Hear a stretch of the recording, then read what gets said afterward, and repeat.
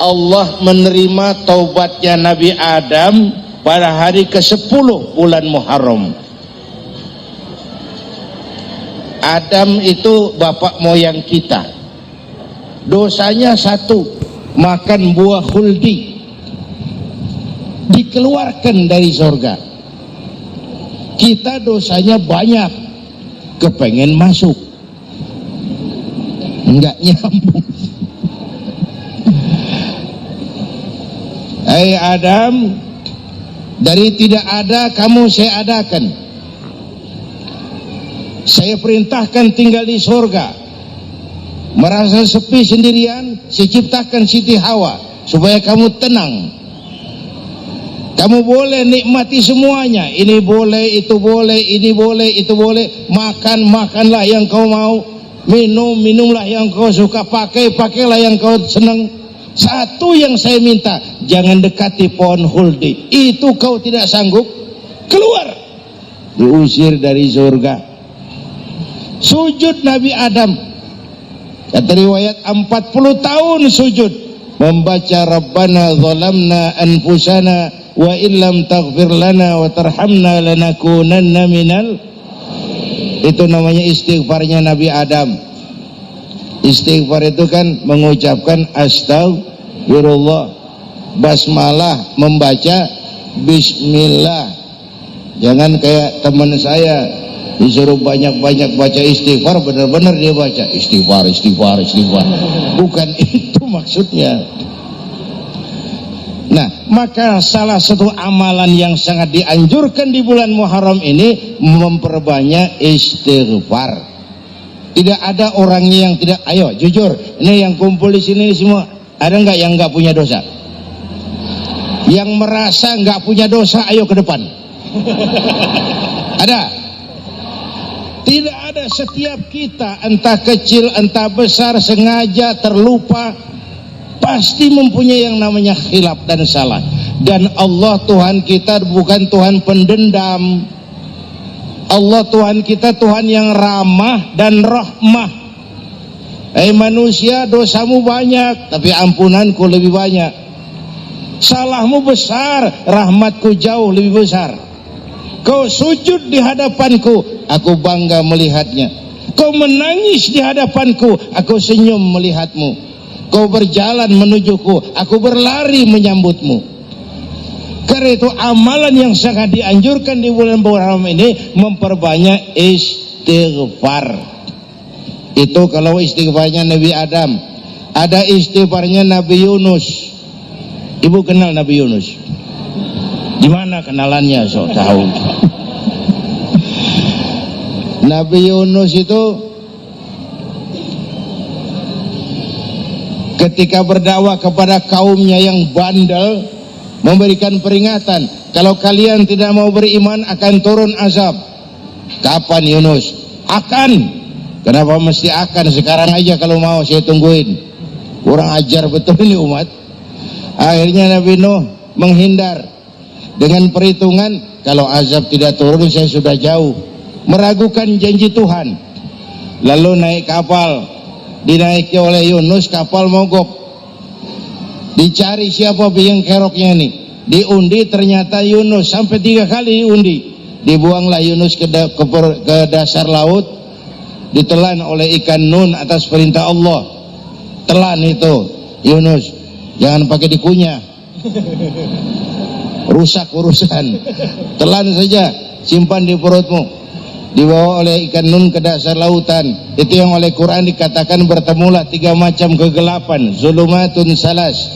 Gelapnya tengah malam, gelapnya di dasar laut, gelapnya di dalam perut ikan. Itu namanya peteng, mbahnya gelap. Di perut ikan itulah Nabi Nuh sadar akan kesalahannya, meragukan janji Allah, meragukan janji Allah.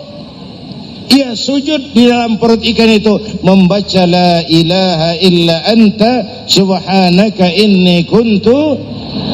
Itu istighfarnya Nabi Yunus. Dibacakan istighfar begitu, ikan sakit perut pak. Di dasar laut kemana mau cari apotik?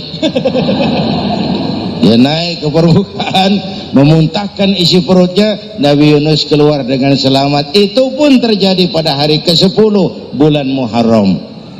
Istighfar intinya itu amalan utama bulan Muharram, memperbanyak istighfar. Allah selamatkan Nabi Nuh dari bahtera banjir yang luar biasa 10 Muharram. Allah selamatkan Nabi Ibrahim dari pembakaran Raja Namruz 10 Muharram. Setelah Nabi Ibrahim itu menghancurkan berhala-berhala, Abrahat pulang mau ibadah, lihat Tuhannya berantakan, marah besar. Siapa yang menghancurkan Tuhan-Tuhan kita ini? Ada yang lapor, kami lihat Ibrahim. Tangkap. Belum ada bukti, tangkap dulu yang penting, bukti belakangan. Tangkap. Dikerahkanlah aparat, tangkap Nabi Ibrahim, disidang langsung oleh Abrahat, oleh Namruz maksud saya. Ibrahim, kau yang menghancurkan berhala-berhala kami ini, Tuhan-Tuhan kami. Siapa bilang? Ada yang lapor. Saya dengar enggak semua berhala itu hancur, ada yang paling besar. Angkat tangan, saya lihat ada kampak di tangannya.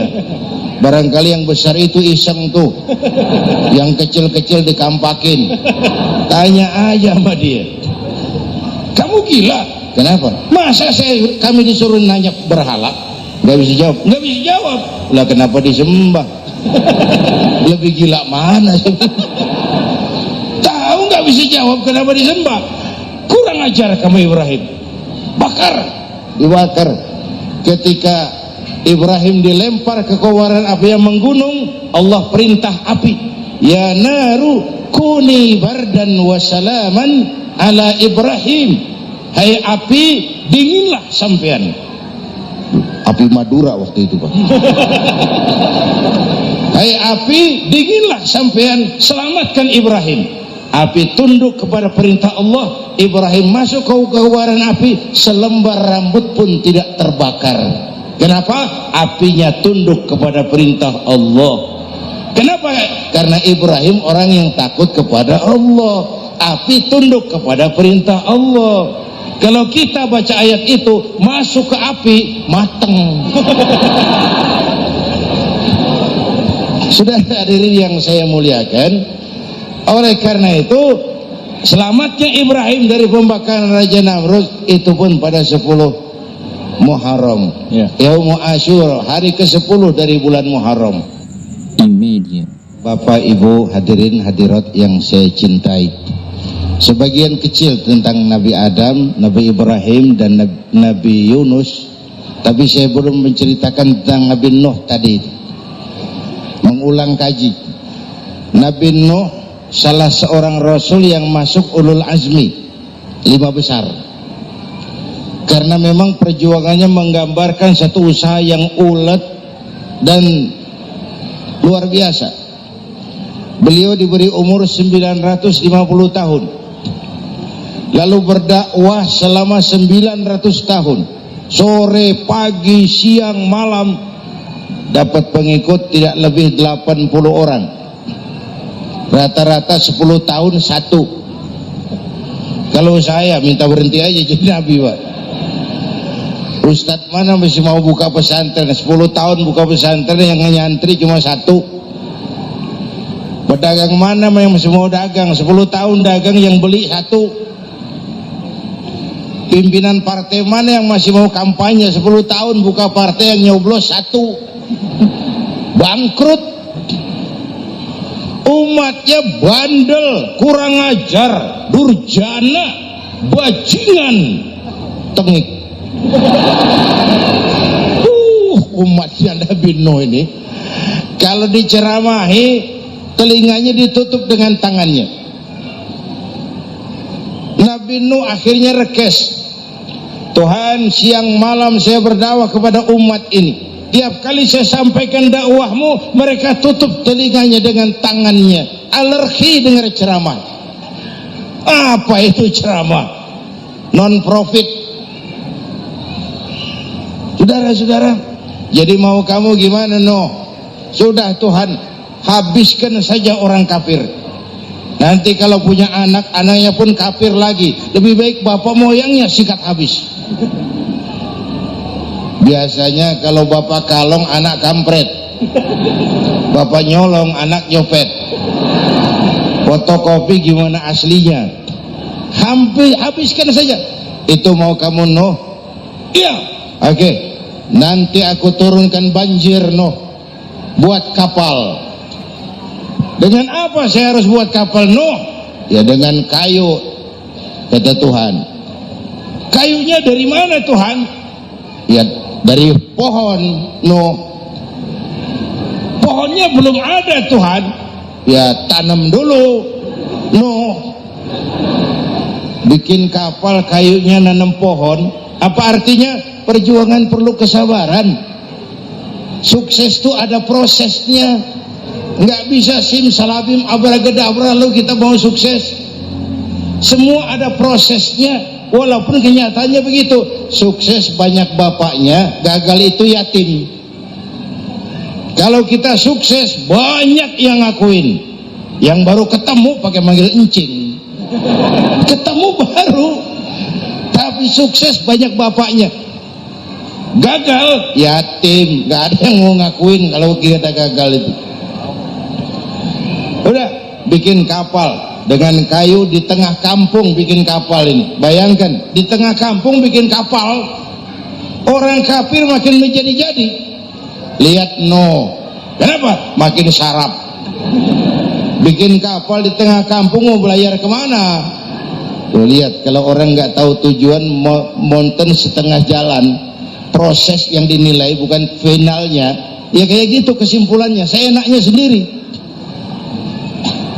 Bikin kapal, kapal mendekati selesai. Ini orang kafir rame-rame datang ke kapal Nuh. Mau apa? Buang najis. Sakit perut berangkat ke kapal Nabi Nuh. Nongkrong, dapat 2-3 tumpuk, pulang. Penuh lantai kapal dengan najis manusia. Inilah perjuangan. Bukan jalan raya lurus bertabur bunga di kanan kirinya. Banyak ondak dan duri, fitnah, caci maki, antipat, segala macam. No. Ada orang tua dasar kafir, kurang ajar, sudah stroke berangkat juga ke kapal Nuh. Mau buang najis, pincang-pincang digotong orang. Selesai buang najis dia bangun mau pulang, pegangan tiang kapal terpeleset jatuh di atas tumpukan najis. Terjadi keajaiban, yang struknya sembuh, lumpuhnya hilang, berangkat digotong-gotong pulang, jalan gagah sekali. Lalu orang kampungnya heran, ente sudah sembuh? Sudah. Berobat di mana? Kok begitu paten? Di kapal Nuh. Masih banyak.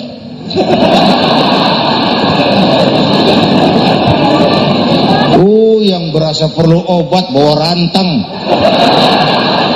ambil bersih lagi geladak kapal itu. Sudah selesai Nuh? Selesai.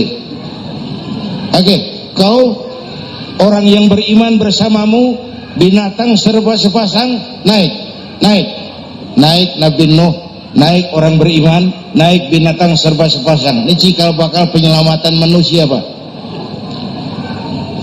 Naiklah orang beriman, sudah naik semua, Nabi Nuh kontrol. Ini contoh buat kita, kontrol. Sudah naik semua teman-teman, sudah. Pemimpin yang baik bukan cuma terima laporan di belakang meja. Laporan itu yang mana juga bagus. Sama juga kampanye yang mana juga merdu. Kalau aja yang dihitung. Pernah ada calon bupati kampanye janji, kalau saya berhasil kita akan banyak bangun jembatan di daerah kita. Orang tanya, Pak, nggak ada sungai di kampung kita, Pak. Dia bilang, sungainya kita bangun sekalian. Udah kadung janji, mana pula orang mau bangun sungai ini. Saudara-saudara, kontrol. Jangan cuma tunggu laporan di belakang meja, semua laporan bagus. Ya Bu? Bu.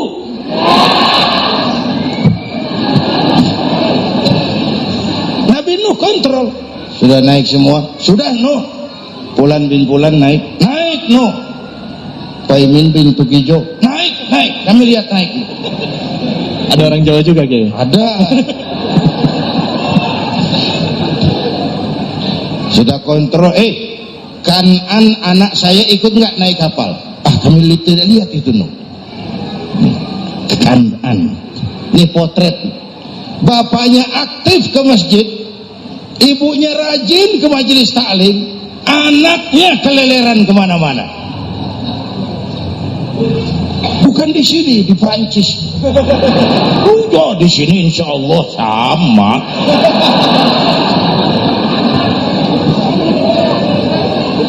Nuh karena sayang anak, Nuh karena cinta anak, Nuh karena tanggung jawab anak, cari naik ke atas kapal. Lihat Kanaan anak saya, nggak lihat Nuh. Turun ke ruang bawah, periksa lagi. Mang, ayah Kanaan di dia. Jamaah Tasik ini rupanya di dalam. Tuh ayah Mang. Ayah ke mana ya budak ini? Turun ke bawah, tanya lagi. Ono Kanaan toh? Ora nano raketok. Rombongan Jawa Tengah naik ke atas buritan. Dari buritan kelihatan ternyata Kanaan tidak ikut naik kapal, kumpul di darat bersama orang kafir. Ini potret kita sekarang. Kumpul sama orang kafir, hanyut anak-anak kita, ditelan budayanya orang kafir, ditelan tradisinya orang kafir, ditelan pergaulannya orang kafir. Nuh karena sayang anak dari atas manggil. Dalam Quran dijelaskan itu. Karena Nabi Nuh di atas, Kanaan di bawah, teriak, ya bunayyarkam ma'ana. Begitu dalam Quran ayatnya. Cuma ini pakai gaya memanggil supaya kelihatan ke gambar, kira-kira Nuh manggilnya begitu. Ini namanya gaya dakwah Pak. Kalau ceritanya datar nggak menarik. Maka Nuh memanggil Kanaan, ya bunayyarkam ma'ana. Kata yang dengar, ini gaya orang manggil, ya bunayyarkam ma'ana. Kanaan kesini nak, naik kapal sama papi. Kata Kanaan di bawah itu, enggak mau papi, John di sini saja. Kata Nuh, jangan nak, Allah sedang murka, akan turun banjir. Kalau datang banjir papi, sa'awi ila jabalin ya'simuni minal ma', saya akan naik ke gunung tinggi yang bisa menyelamatkan saya dari banjir. Kanaan naik ke gunung, gunung dihantam banjir, Kanaan mati. Sampai sekarang. Yang kelima, Nabi Musa, kisah Muharramnya ini. Lahir dalam kondisi yang sulit karena Fir'aun mimpi akan lahir seorang anak dari keturunan Bani Israel yang akan menghancurkan kerajaannya. Kata Fir'aun, sudah lahir belum anaknya? Belum. Kalau gitu mulai malam ini laki-laki dilarang bergaul sama istrinya. Semua perempuan hamil di bawah pengawasan negara. Mulai hari ini kalau lahir anak laki-laki terutama Bani Israel, penggal. Satpol PP disiapkan. Udah ada kayaknya. Ada. Patroli. Bayangkan, nah Fir'aun itu bikin undang-undang seenaknya sendiri. Apalagi merasa kekuasaannya dalam ancaman. Penguasa manapun kalau merasa dalam ancaman, panik. Padahal kekuasaan itu kayak harimau. Makin lama ditaiki, makin sulit turun. Kenapa? Karena macannya makin lapar. naik terus capek, turun dimakan harimau, serba sulit. Saudara-saudara, kalau kita mau belajar dari Pak Harto, saya melihat kekurangan Pak Harto cuma satu, terlambat berhenti.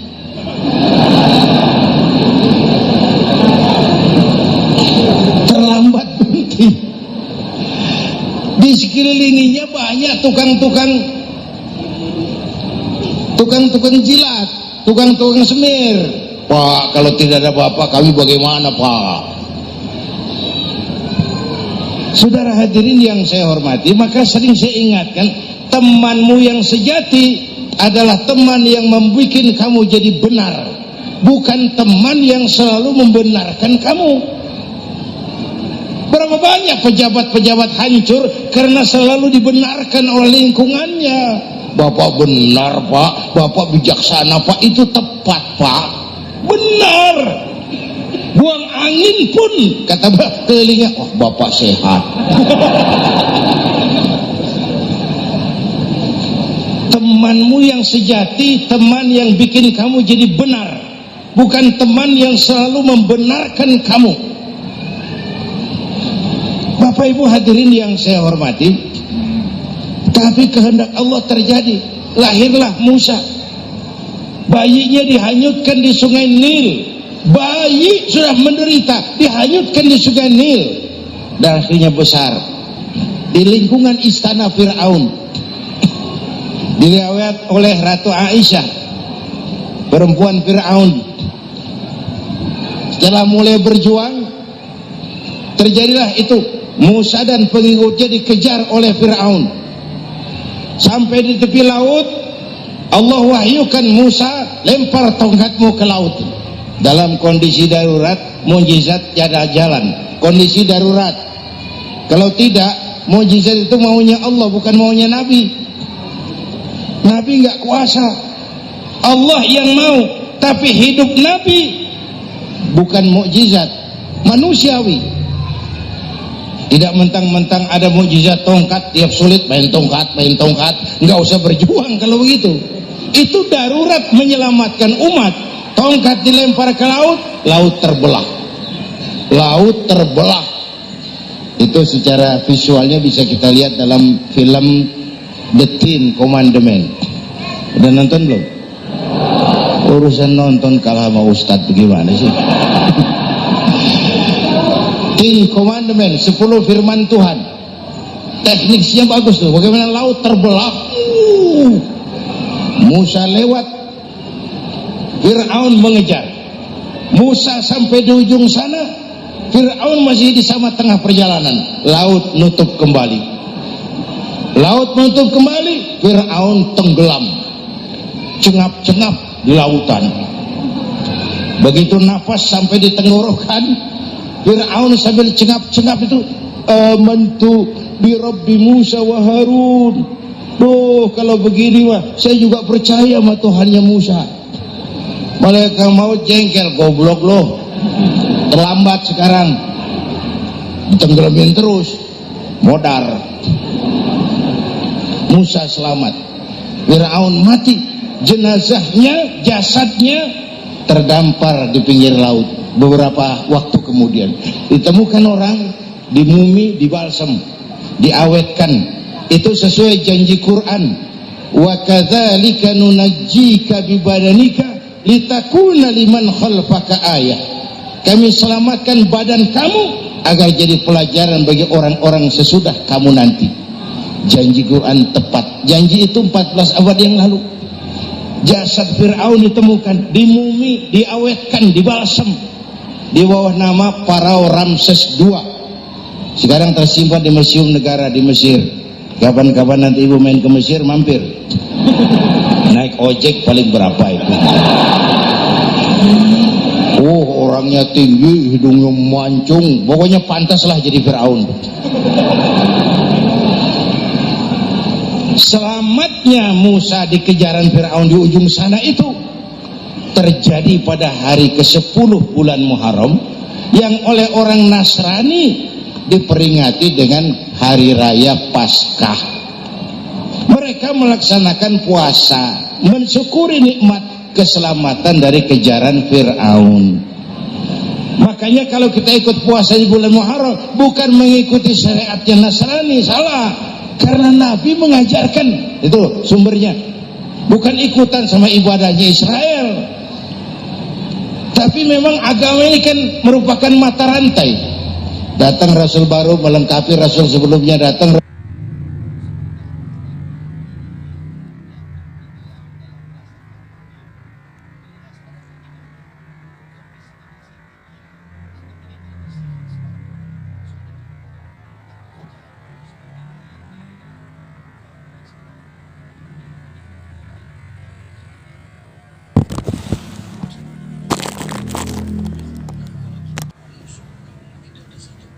Melengkapi Rasul sebelumnya, mata rantai yang berkaitan.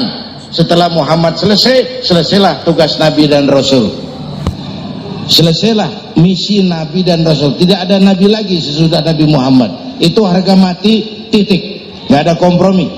Siapapun sekarang ini nggak datang ngaku jadi Nabi, wajib tidak percaya, wajib tidak percaya. Tapi kaitannya memang kita bilang Nasrani, orang bahasa Arab, bahasa Ibraninya Nazaret, Nasiroh, Nazaret. Itu beda dialek. Kita Daud, dia David.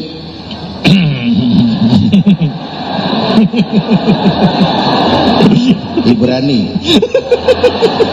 Kita Ali, dia Alek. Kita Sulaiman, dia Solomon. Kita Camat, dia Comot. Ini yang ngomong ini comot sembarang. Bapak dan Ibu jamaah yang saya cintai, pertanyaan pertama, hijrah qalbiyah. Ada hijrah badaniyah, hijrah fisik yang dilakukan Nabi dan sahabat dari Mekah ke Madinah. Itu hijrah badaniyah. Ada hijrah qalbiyah, hijrah hati, dan ini yang kita perlukan sekarang, karena refleksinya akan membias kepada alur kehidupan. Kalau hati kita mau berhijrah, fisik akan mengikuti. Hijrah dari tempat, dari malas ibadah menjadi rajin ibadah. Hijrah dari maksiat kepada yang ma'ruf, dari berpecah belah menjadi bersatu. Hijrah seperti itu yang sangat kita perlukan. Apalagi masyarakat ini paternalistik. Kita harus hijrah mental sekarang ini. Maka yang disampaikan tadi benar, seorang ketua MK siap mengundurkan diri kalau terbukti anak buahnya terlibat suap. Itu walaupun siap, tapi sudah angin segar buat rakyat, bahwa masih ada banyak insya Allah pejabat kita yang punya harga diri. Walaupun ada juga pejabat kita yang muka tembok, kulit badak, kuping kebo. Muka tembok, kulit badak, kuping kebo. Biasanya kalau kereta api tabrakan di negara-negara maju, Menteri Perhubungannya mundur. Di kita petugas palang pintu dipecat. Jauh sekali menteri sama petugas palang pintu. Yang benar-benar diadili yang krocok-krocok, kopral-kopral itu. Padahal hadisnya jelas, ar-rashi wal murtashi finnar, yang nyuap dan yang nerima suap dua-duanya neraka. Kasus potret belakangan ini, yang nerima suap yang diuber, yang nyuap aman, yang nyuap aman, yang korupsi pajak dikecil-kecilin, yang ngemplang pajak aman, padahal ngemplang pajaknya triliunan, padahal dia sudah dikasih fasilitas oleh negara mengelola sumber daya alam negara yang artinya milik rakyat. Dia harus bayar pajak, uang pajaknya dikumpulkan bagi sebesar-besar kemakmuran rakyat. Itu tindakan merugikan rakyat. Karena itu betul, saya setuju, hijrah qalbi yang perlu kita lakukan sekarang. Hijrah hati. Kita ini bangsa Indonesia seperti timnas, Iya. Timnas sekarang anak-anak muda sudah berani pakai baju PSSI. Iya. Kenapa? Menang. Coba kalau kalah terus, nanti menang. Tapi bangsa Indonesia itu memang seperti timnas, namanya kesebelasan. 11 orang. Walaupun ada pemain bintang ya ada presiden, gubernur, menteri, itu bintang-bintang. Tapi bintang baru ada artinya kalau dibantu 10 pemain yang lain. Cristiano Ronaldo, siapa itu? Penyerang tengah Real Madrid, bintang. Lionel Messi, siapa lagi itu? Barcelona, bercelana.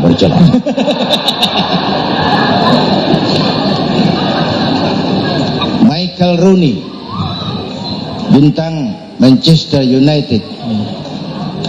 Ronaldo baru bintang, Messi baru bintang kalau ada 10 pemain yang lain. Bagaimanapun hebatnya Cristiano Ronaldo, kalau sendirian lawan satu kesebelasan babak belur. Itulah kita, bangsa Indonesia, kita satu kesebelasan, harus saling memperkuat. Ada bangsa kita ini yang jadi jaksa, ada yang jadi hakim, ada yang jadi polisi. Itu posisi penyerang tengah, kiri luar, kanan dalam, back, striker, kiper, posisi. Tapi sadar kita satu kesebelasan, Bung. Jangan bikin gol ke gawang sendiri. Kalau punya bola bagus, operan dong sama temannya. Yang bisa menciptakan gol, operan. Ada yang jadi pengusaha besar, bagus boleh. Punya untung besar, operan. Kasih masjid, kasih pesantren, operan. Ini kesebelasan kita kalau punya bola pelitnya setengah mati, Pak. Nggak mau ngoper. Bawa sendiri, mending bikin gol. Enggak. Kita ini satu kesebelasan. Satu sama lain harus saling memperkuat. Bahwa ada penyerang tengah, itu si posisi. Tapi kalau memang peluang memungkinkan, ayo dong operan. Saya iri sama kesebelasan Nasrani di Indonesia. Mereka kalau punya bola operannya cakep. Gereja cepat selesai, rumah sakit Kristen cepat selesai. Kenapa? Operannya bagus. Kita ini kalau punya bola bawa sendiri, nggak mau ngoper. Maka masjid nggak selesai-selesai. Madrasah banyak yang bocor. Rumah sakit Islam kalah bersaing. Kenapa? Operannya berat. Ayo menyadari kita ini timnas, satu kesebelasan. Jangan menjegal kawan seiring, kawan sendiri dijegal. Sudah musuh terlalu kuat, gawang sendiri dijebol.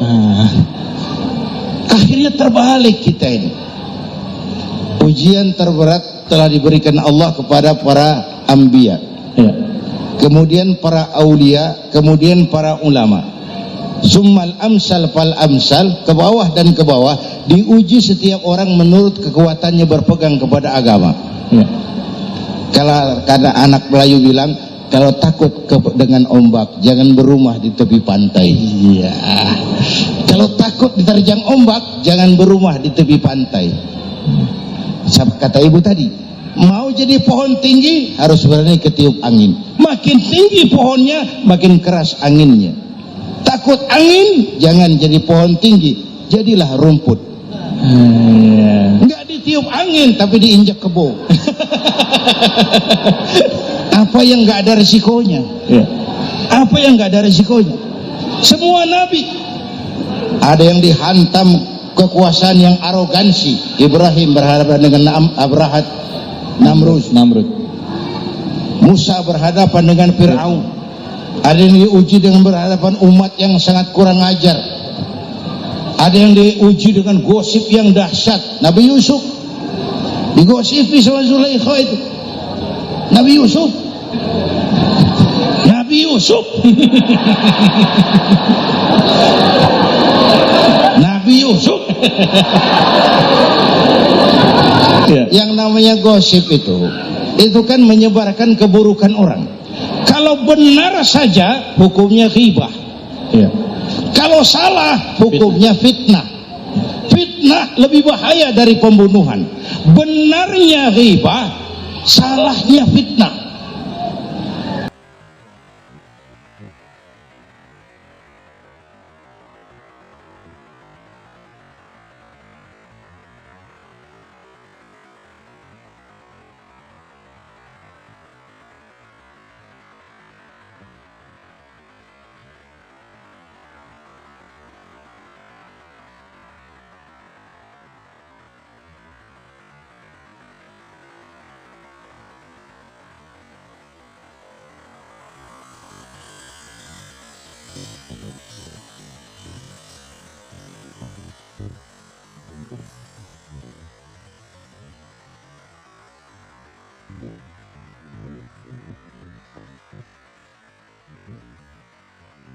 Mm-hmm.